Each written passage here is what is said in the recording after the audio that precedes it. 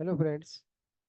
अगर आप सी plus plus सीखना चाहते हो तो जैसे आपने सी में देखा था, तो it is the same like C, the C plus plus language. क्या होता है बेसिकली सी प्लस प्लस और सी में डिफरेंस? तो जैसे आपने इनपुट डिवाइस आपने देखे होंगे, आउटपुट डिवाइस देखे होंगे, कीबोर्ड है, मेमोरी है, रैम है, प्रोसेसर है, हार्ड डिस्क है।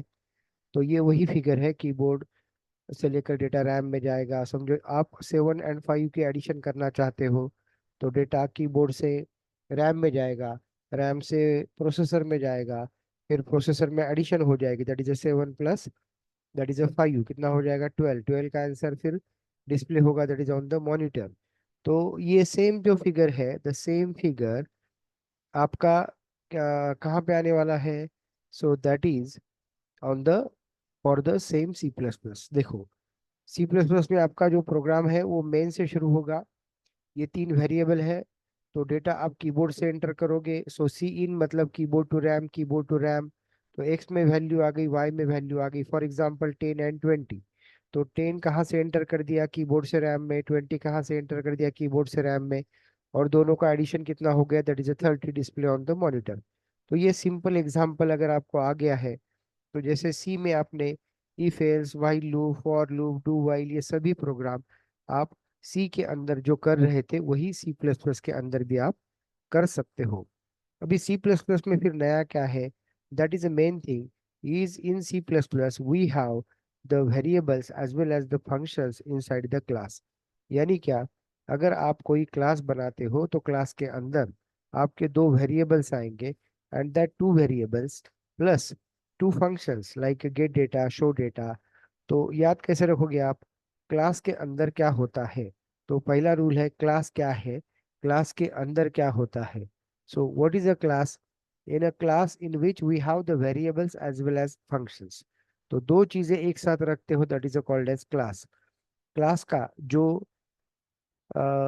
ऑब्जेक्ट बनता है तो वो कहाँ होता है? That is a in the main function. So where is our object? तो देखो, मेन के अंदर हमने क्या बनाया? S is the object of class student. So what is the role of the object? So role of the object is to call the function. यानी क्या? किसी भी फंक्शन का जो कॉल है वो कौन देगा? Object. So object, role of the object is to call the function from the class. And what is the object of the class? So that is the reference, यानी क्लास का instance आप बोल सकते हो या उसका रिप्रेजेंटेटिव बोल सकते हो। Everything in the class is same copied into the object. तो ऑब्जेक्ट का रोल क्या है? To call the function. तो पहला एग्जांपल देखा हमने सी प्लस प्लस का, जिसके अंदर क्लास है और क्लास और ऑब्जेक्ट। तो बहुत सारे 2-3 एग्जांपल आप देख लेंगे, तो जिससे आपको कॉन्फिडेंस आएगा। बोलो, क्लास का नाम सर्कल, ये कुछ वेरिएबल्स है, कुछ फंक्शंस है, और ये क्लास का ऑब्जेक्ट बना सर्कल। क्लास का सी, ऑब्जेक्ट का काम है फंक्शन को कॉल कर देना। तो ऐसा कोई भी क्लास आप बना सकते हो। जैसे और देखो, क्या है? क्लास स्टूडेंट, 2 वेरिएबल, 2 फंक्शन, और फंक्शन डिफाइन कर दिया हमने क्लास के बाहर, गेट डेटा और ये शो डेटा। और क्लास का ऑब्जेक्ट बनाया यस नाम का। तो स्टूडेंट का ऑब्जेक्ट है यस, यस ऑब्जेक्ट का काम क्या है? फंक्शन को कॉल करना। So that is a class, function, variables, object and role of the object to call the function. फिर से देखो, class student having 2 variables, get data और शो डेटा फंक्शन आ गए। दोनों फंक्शन क्लास के बाहर डिफाइन कर दिए।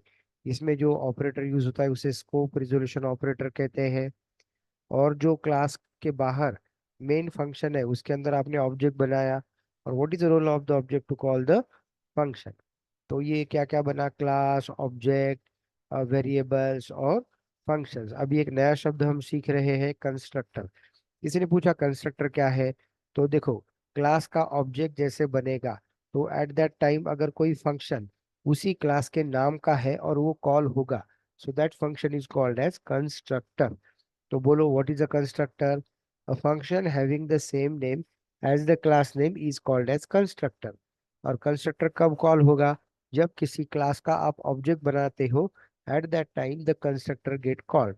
इसको एक बैंक के एग्जाम्पल से समझेंगे। बैंक में जब आपने पैसे भरने के लिए जाते हो, तब आपका अकाउंट पहले से ओपन है, और जब पहली बार अकाउंट ओपन करने जा रहे हो, तब आप कंस्ट्रक्टर का यूज करते हो। That is a constructor. is a function having the same name as the class name and which get called at the time of creating the object, and it is used to initialize the object. मतलब object को initialise करने के लिए आप constructor का use कर सकते हो. What are different types of the constructor? तो जैसे देखो, क्लास का नाम क्या है? स्टूडेंट. और इसके अंदर कितने कंस्ट्रक्टर किए हमने? ये भी एक कंस्ट्रक्टर है, ये भी एक कंस्ट्रक्टर है. जिसके अंदर पैरामीटर भेजे that is called as parameterize constructor, और अगर पैरामीटर नहीं है so that is called as default constructor. तो कंस्ट्रक्टर कब, कौन सा कब कॉल होगा? जब कोई पैरामीटर नहीं भेजा है देन डिफॉल्ट कंस्ट्रक्टर, और यहाँ पे दो पैरामीटर भेजे then it is a parameterize constructor. तो हमने दो कंस्ट्रक्टर के एग्जाम्पल समझ लिए. तीसरा शब्द है destructor. What is a destructor? तो जैसा कंस्ट्रक्टर होता है वैसे ही डिस्ट्रक्टर भी होता है. कंस्ट्रक्टर को आप कॉल करते हो जब किसी क्लास का आप ऑब्जेक्ट बना रहे हो, तब आप कंस्ट्रक्टर कॉल करोगे. जब किसी क्लास का ऑब्जेक्ट आप डिस्ट्रॉय करने जाओगे तो डिस्ट्रक्टर कॉल करोगे. तो डिस्ट्रक्टर कैसे समझेगा? So see here that is a tilt. Tilt मतलब कैसा है? एक ऐसा टिल्ट दिया है, that is called as destructor. तो लोगों का सवाल होता है कि कैसे पहचानेंगे कि कब कंस्ट्रक्टर कॉल हुआ, कब डिस्ट्रक्टर कॉल हुआ? तो यहाँ पे एक एग्जांपल से हमने समझाया है. यहाँ पे यस नाम का ऑब्जेक्ट बनाया है, यस वन नाम का ऑब्जेक्ट बनाया है, यस टू नाम का ऑब्जेक्ट बनाया है. और यस वन और यस टू का जो पूरा एरिया है वर्किंग, वो ये वाला एरिया इधर वाला.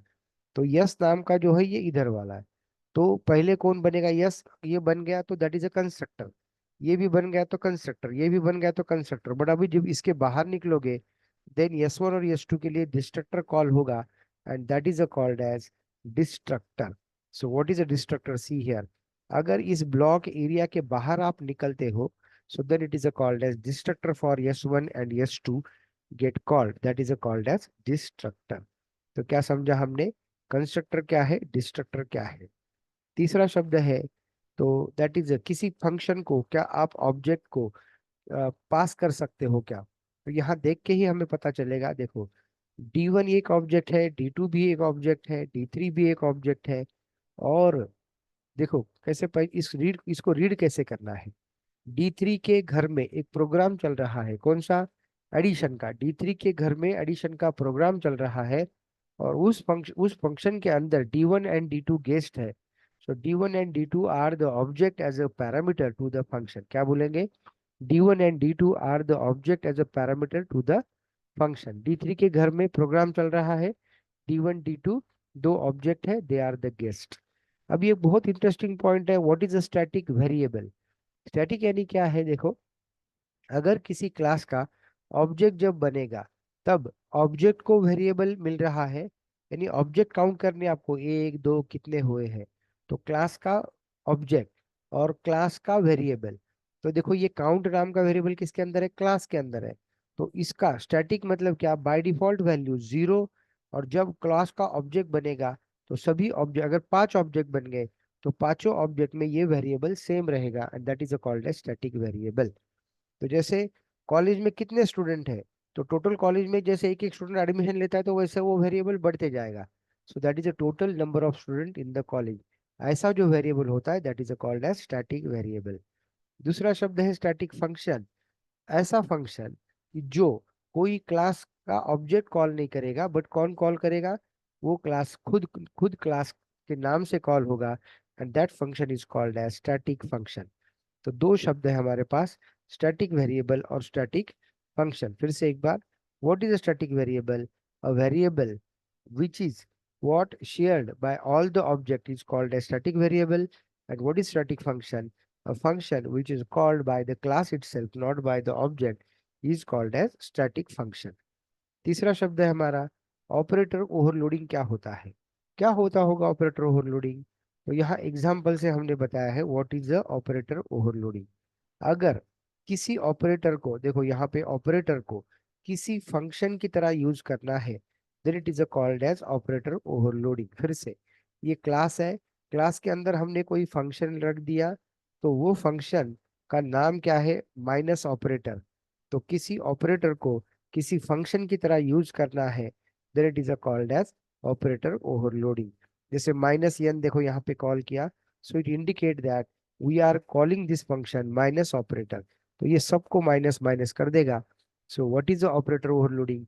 इन C++ it is a facility for the programmer अगर वो चाहता है किसी फंक्शन को लिखना है ऑपरेटर के नाम से, तो वो लिख सकता है, that is called as operator overloading. और फंक्शन को कॉल करेगा तो वो, मतलब ऑपरेटर को कॉल करेगा तो वो फंक्शन कॉल हो जाएगा। So that is called as operator overloading. तो ऐसे सिंपल सिंपल कंसेप्ट से सी प्लस प्लस बना है। सी प्लस प्लस के अंदर मतलब कोई नई चीज नहीं है, सिर्फ कुछ कंसेप्ट है, और वो आपको एग्जाम्पल के द्वारा सीखने हैं। अगर वो एक बार आपने सीख लिए तो सी प्लस प्लस आपको आ जाता है। तो अभी तक हमने क्या क्या सीखा? Class, object, constructor, destructor, static variable, static function, जैसे अरे ऑफ ऑब्जेक्ट्स। तो ये सभी चीजें बहुत सिंपल थी। अभी हम सीखने वाले हैं that is called as inheritance. तो देखो, ये ऊपर वाला क्लास है और ये नीचे वाला क्लास है। अगर किसी एक क्लास की प्रॉपर्टीज दूसरे क्लास में लेके जानी है तो we can use the inheritance. ये सिंगल लेवल इनहेरिटेंस है। तो इसका एग्जांपल देखो, ए क्लास की प्रॉपर्टी बी क्लास में आ गई और बी क्लास का आप ऑब्जेक्ट बना सकते हो, that is called as single level inheritance. तो फिगर देख के ही हमें पता चलेगा कि कौन सा इनहेरिटेंस है ये। तो ये दूसरी फिगर है, that is called as multiple inheritance. Multiple inheritance क्या होगा? मल्टीपल क्लासेस ऊपर है, नीचे सिंगल क्लास है, मतलब many parent single, many parent but single child is called as a multiple inheritance. आगे जावा में ये यूज नहीं होने वाला है। तो ये मल्टीपल इनहेरिटेंस है। देख के ही पता चलता है ये कौन सा है, मल्टी लेवल। ए क्लास की प्रॉपर्टी बी में गई, बी की सी में गई। जैसे दूध का दही बना, दही का घी बना। So that is called as multi level inheritance. तो ये single level, multi level, multiple हो गया। चौथा है हायरार्की। तो ये हायरार्की इनहेरिटेंस यानी single parent but multiple childs, many childs, is called as hierarchy inheritance. तो ये चौथा इनहेरिटेंस है। और ये पांचवा इनहेरिटेंस है जहाँ पे बहुत सारे इनहेरिटेंस मिक्स होते हैं, that is called as hybrid inheritance. तो किसी ने पूछा कि सी प्लस प्लस में कितने इनहेरिटेंस है, तो आप क्या बताओगे? Single level, multi level, hierarchy, multiple. तो ये टोटल पांच single level, multi level, multiple, hybrid, ये मल्टी लेवल। ये कौन सा है? मल्टीपल। और ये है सिंगल लेवल। तो ये सिंगल लेवल इनहेरिटेंस है। ये सिंगल लेवल इनहेरिटेंस हो गया। दूसरा है दैट इज मल्टीपल इनहेरिटेंस। ये आपका मल्टीपल इनहेरिटेंस है। और तीसरा जो है वो है मल्टी लेवल इनहेरिटेंस। और अगर ये है नेक्स्ट हायरार्की इनहेरिटेंस। और ये है लास्ट वाला हाइब्रिड इनहेरिटेंस। किसी ने पूछा कि इनहेरिटेंस क्यों यूज करते हो, तो क्या बताना है? रीयूजेबिलिटी। जैसे ए क्लास की प्रॉपर्टी आप बी में यूज कर सकते हो, सी में यूज कर सकते हो। So that is called as reusability. एक क्लास एक बार बना लो, उसकी प्रॉपर्टी आगे फिर से दूसरे किसी क्लास के अंदर यूज करो। So that is called as reusability. तो क्या क्या सीखा हमने? क्लास क्या है, ऑब्जेक्ट क्या है, ऑब्जेक्ट का काम क्या होता है, to call the function, then constructor, destructor, then static variable, static function, and then operator overloading. और लास्ट वाला that is what are the different types of inheritance. तो यहाँ पे हमारा सी प्लस प्लस का ये जो बेसिक पार्ट है वो यहाँ पे खत्म होता है। आगे और दो तीन टॉपिक हमारे बाकी है, that is called as exception handling, file handling, और जैसे मल्टीपल इनहेरिटेंस के कुछ चीजें हैं वो हम यहाँ पे देखेंगे। So thank you friends. ये सी प्लस प्लस का जस्ट हमने इंट्रोडक्शन कर लिया है।